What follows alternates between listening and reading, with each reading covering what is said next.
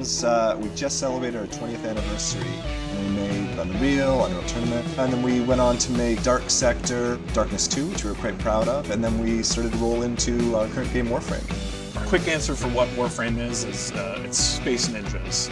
There's like really long answers to that question and really short ones, but it is a game that has a lot of MMO elements, but it is a third-person action shooter at its core. It is kind of this science fantasy game that players cooperate together to battle the evil forces within the solar system.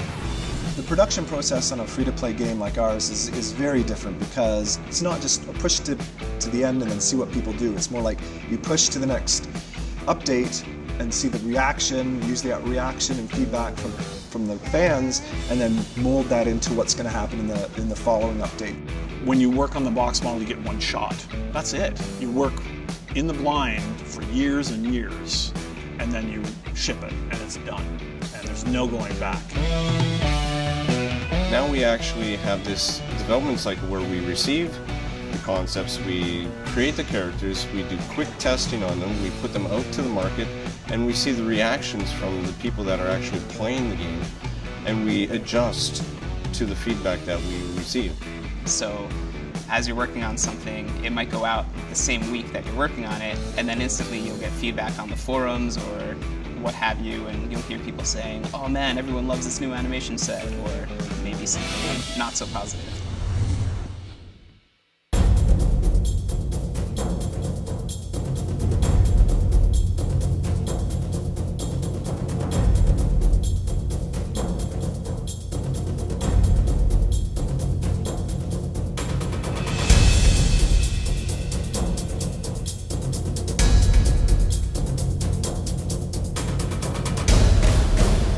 We are still using a lot of the techniques and tools for console and trying to make our content faster to feed the hungry beast that is our amazing community.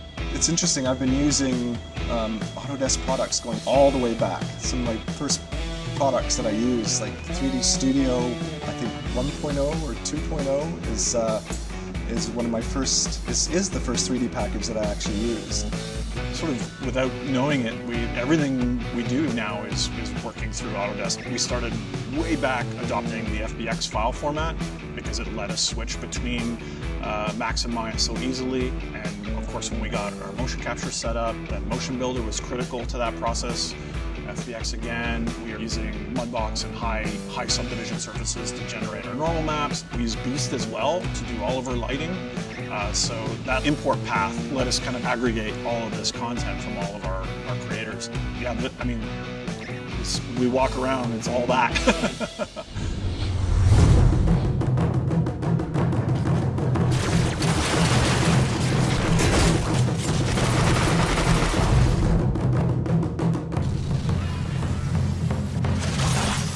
We know this game's going to be going on for a long time, so we want to make sure we're always forward-thinking, always adapting to new technologies.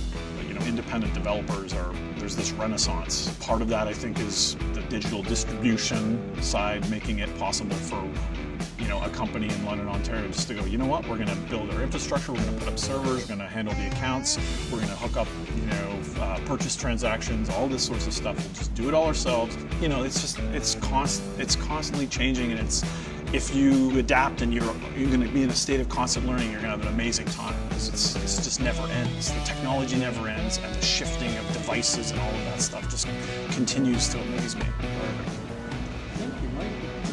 Yeah! I survived! I survived! Yep, 140 characters or less, I survived.